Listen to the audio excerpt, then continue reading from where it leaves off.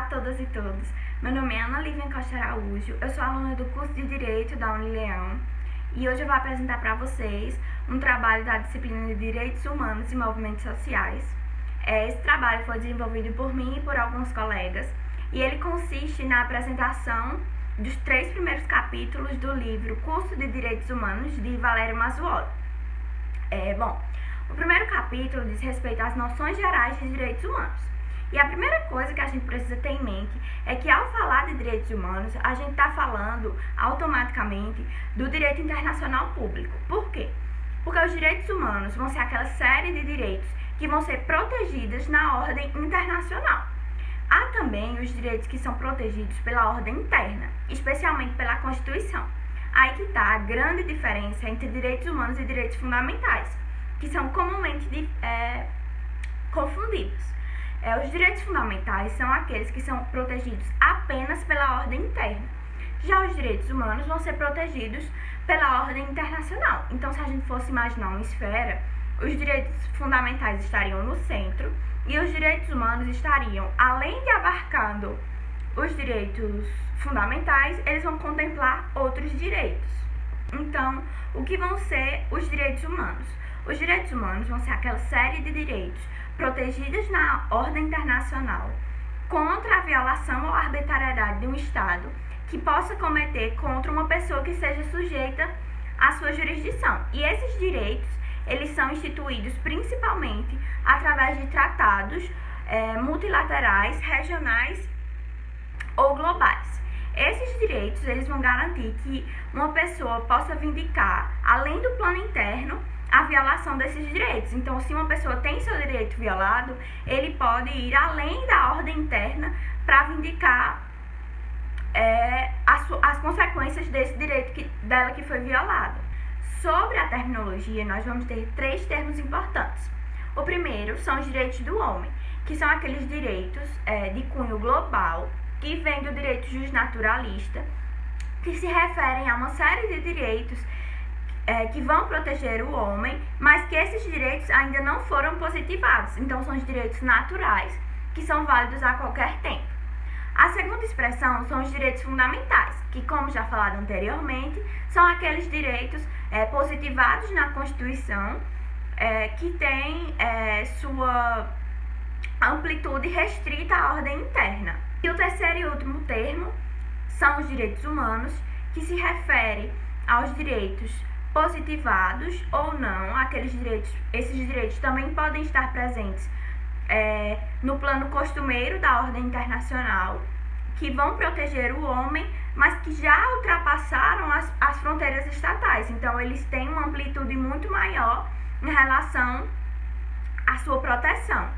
Os direitos humanos têm uma série de características que vão auxiliar a sua diferenciação de qualquer outros direitos. A primeira característica é a historicidade. Isso significa o quê? Que os direitos humanos, eles são construídos no decorrer do tempo. E o sua marca inicial é em 1945, depois da Segunda Guerra Mundial. A segunda característica é a universalidade. Isso significa que basta ser uma pessoa humana para poder vindicar esses direitos. Então, toda pessoa humana do universo tem a posse desses direitos humanos. A terceira característica é a essencialidade. Isso significa que os direitos humanos são essenciais por natureza. Eles protegem os valores supremos do ser humano e a dignidade da pessoa humana. Outra característica é que os direitos humanos são irrenunciáveis. O que é que isso significa? Que mesmo que haja autorização do titular desses direitos, esses direitos não podem ser violados. Também tem a característica que eles são inalienáveis. Isso significa que eles também são inegociáveis e indisponíveis. Os direitos humanos também são inexauríveis. Isso significa que a eles podem ser acrescidos quaisquer outros direitos ao longo do tempo. Os direitos humanos também são imprescritíveis. Isso significa que não importa quanto tempo passe, eles ainda vão ter durabilidade. E também há a vedação ao retrocesso. Isso significa que esses direitos não podem, de qualquer forma, retroceder àquela matéria que eles já protegiam. Mas isso não importa que a eles possam ser acrescidos novos direitos. então eles não podem retroceder, mas eles podem e devem proceder na sua proteção. No que se refere às características modernas dos direitos humanos, nós vamos ter 4 que estarão presentes no plano internacional: a universalidade, a indivisibilidade, a interdependência e a interrelacionalidade. A respeito da gramática dos direitos humanos, nós precisamos entender o que é a gramática. É o estudo que vai auxiliar na compreensão de determinada língua. Então, quando a gente fala em gramática dos direitos humanos, a gente vai estar falando aí de uma série de termos, estudos, que vão auxiliar na compreensão desses direitos humanos e nas suas combinações recíprocas, e vão orientar para a correta aplicação desses direitos humanos. Quando a gente tem uma boa gramática dos direitos humanos, a gente vai auxiliar também aqueles que tiveram seus direitos violados, para que eles entendam que isso aconteceu e entendam como eles podem proceder a partir disso. Bom, agora a gente vai falar sobre o segundo capítulo, que diz respeito à responsabilidade internacional dos Estados. Vamos compreender primeiro o que é essa responsabilidade. Ela vai se tratar de um instituto jurídico que visa responsabilizar um Estado que cometeu um ato atentatório, ato esse ilícito, contra os direitos ou a dignidade de outro Estado, prevendo também a reparação dos danos e gravames que esse outro Estado injustamente sofreu. A respeito das finalidades da responsabilidade internacional, nós temos 2 principais, que são as finalidades preventivas, que são aquelas que visam coagir psicologicamente os Estados para que esses cumpram os seus deveres internacionais, e a finalidade repressiva, que é quando já houve o prejuízo de determinado Estado e vai ocorrer a justa e devida reparação desses prejuízos. A característica da responsabilidade internacional se funda numa ideia de justiça, onde os Estados vão ter que cumprir com aquele dever que eles previamente acordaram no plano internacional, e caso haja a violação desses deveres, esse Estado vai ter que se responsabilizar por reparar os danos sofridos pelo Estado que foi atentado. Essa reparação é uma reparação civil que visa restituir as coisas ao seu status quo. Caso essa reparação não seja possível, ela vai se transformar em uma indenização. E é certo afirmar que, na prática, é isso que acontece. Geralmente as coisas não podem ser restituídas e essa reparação acaba se transformando numa reparação indenizatória. A respeito da natureza jurídica, nós temos 2. A teoria da culpa, que é a corrente subjetivista, que vai dizer que não basta o ato ilícito praticado pelo Estado. Esse Estado tem que ter agido através de culpa ou dolo internacional. A segunda teoria é a teoria de risco, de natureza objetiva, que vai dizer que basta que o Estado tenha praticado esse ato ilícito para que ele seja responsabilizado internacionalmente. Então, ela vai depender aí desse nexo de causalidade entre ato ilícito e prejuízo sofrido pelo Estado que foi atentado.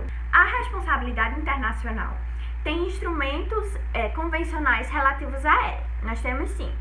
A Convenção de Paris, de 1960, a Convenção de Viana sobre Responsabilidade Civil por Danos Nucleares, de 1963, a Convenção Internacional sobre Responsabilidade Civil por Poluição através de óleo, de 1969, a Convenção Internacional por Danos Causados através de Objetos Espaciais, de 1972, e a Convenção sobre Responsabilidade Civil por dano recorrente por poluição de óleo resultante de exploração ou exploração de recursos minerais do solo marinho, de 1977. Agora a gente vai falar um pouquinho sobre as obrigações erga omnes e as normas internacionais de jus cogens.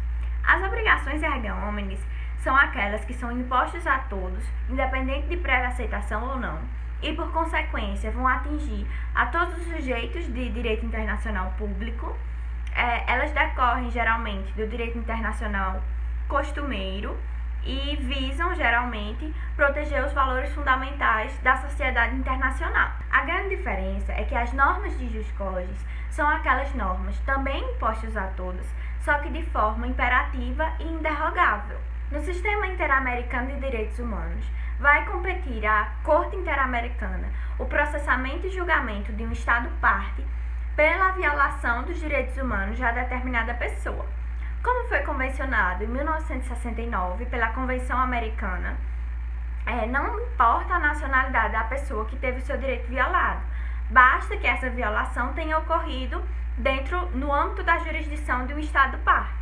A pessoa que teve seus direitos violados, ela vai poder peticionar a Comissão Interamericana dos Direitos Humanos, que depois de certo procedimento interno, vai apresentar a demanda contra o Estado à Corte e vai apresentar uma ação de responsabilidade, que essa ação vai ser encaminhada para a Secretaria Interamericana de Direitos Humanos através da protocolização de uma petição inicial. Nessa petição inicial deverão constar os pedidos, as partes do caso, a exposição dos fatos, as resoluções de abertura de procedimento e de admissão da comissão, as provas oferecidas com indicação dos fatos a quais elas se vinculam, a individualização das testemunhas e peritos e o objeto de suas declarações e os fundamentos do direito com conclusões. Em 2009, com o novo regulamento da Corte, há a previsão de um defensor interamericano, que vai atuar nos casos em que a vítima não tem uma representação legal. Depois da fase probatória,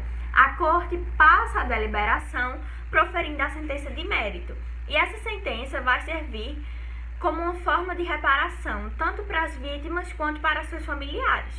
E o descumprimento dessa sentença, só por ser um descumprimento, pode gerar um novo processo de responsabilidade internacional.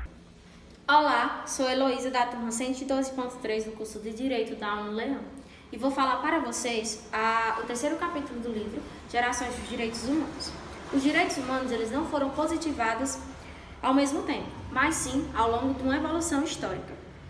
Foram divididos em gerações ou dimensões. A palavra geração, ela transmite a ideia de substituição do velho pelo novo, e já a palavra dimensão, ela transmite a ideia de aplicação do direito. A primeira dimensão foi a dimensão da liberdade, a segunda, a dimensão da igualdade, e a terceira, a da fraternidade. A dimensão da igualdade, a característica central desses direitos é o fato de serem direitos negativos, no sentido que nega a intervenção estatal e limita o poder do Estado, que são os direitos civis e políticos.